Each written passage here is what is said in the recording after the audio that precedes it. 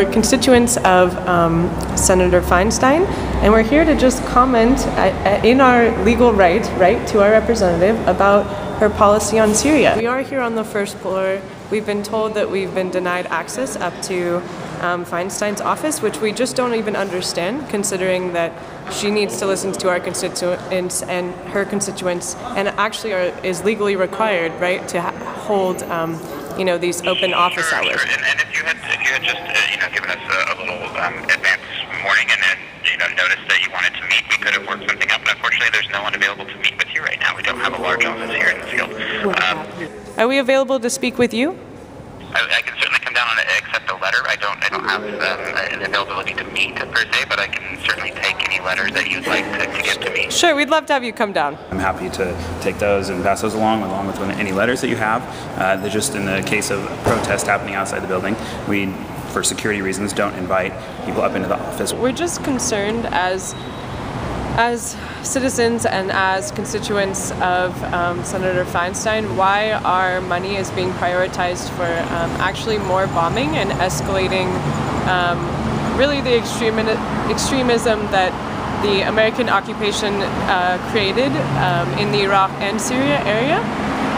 So for one, like, it's really important, I think, that we all here want to convey that we don't want our money to be prioritized in bombing, in weapons that do nothing but kill, right? And number two, also, it's actually looking at the rhetoric that she and her colleagues are using is extremely problematic and does not represent us as Californians whatsoever, which is, you know, the idea that we're going in to these countries to actually liberate people or are part of, you know, I would say securing peace within the region. Is completely a fallacy, and it's just totally ignoring history and actually the players that are on the ground. Many of whom, too, include actually the victims of, for example, ISIS's very scary and horrific massacres that have been happening, including like the Assyrian community, the Armenian community, all of whom are extremely strong in Feinstein's you know, area, and are really, really concerned with this as well. And Iraqi Arabs, I would say, within the state. So they don't want military intervention in their countries respectively, and it's very clear that we're just going in for American interests. And so I think the transparency is an issue, and then also the prioritization of funds actually for bombing is just something that all of us are here to really say it's time to end. Okay. Bring our war dollars home. First of all, when we use weapons, there's no good ending to weapons. Where do the weapons go? Very often, as we've seen in Afghanistan, I mean, what are the weapons that ISIS has right now? A lot of them come from weapons we gave to other organizations in the first place. So weapons don't have a good ending. They can't be turned, you know, like helping to build libraries, helping to build hospitals, helping to build infrastructure is one thing. But, you know, bringing in weapons, they can only get turned, the continuance of weapons is only for more warfare. Also, it's just another destruction of other countries' infrastructure. We see, you know, we went to Afghanistan, we were in Iraq. We see the state of those two nations now, and many other countries in Libya. Going in and undermining other countries' socio-political, economic infrastructures just doesn't really ever have a good outcome for anyone there, and takes away other people's agency. And it's, you know, it's, as we see, there's a lot of state violence being perpetrated against people of color in our own lands, and it would be great to focus on trying to rectify some of those issues before going across the seas and dropping bombs on more people. I am a retired educator, and I am a mother, and I do not understand why we are spending trillions of our treasure, our tax dollars, on endless war that gets us nothing but disrespect throughout the international community, more hate, more threats to our national security, but we go on and on. We need to stop exporting weapons to other countries. We need to start changing our state-by-state manufacturing of these weapons into green, sustainable, life-affirming jobs. I'm a former LA County Department of Health Services clinic nurse, and I also used to be on the executive board for the State Democratic Party. which I am no longer a member of, in great part due to the fact that I've realized that my Democratic legislators have long ago given up representing us.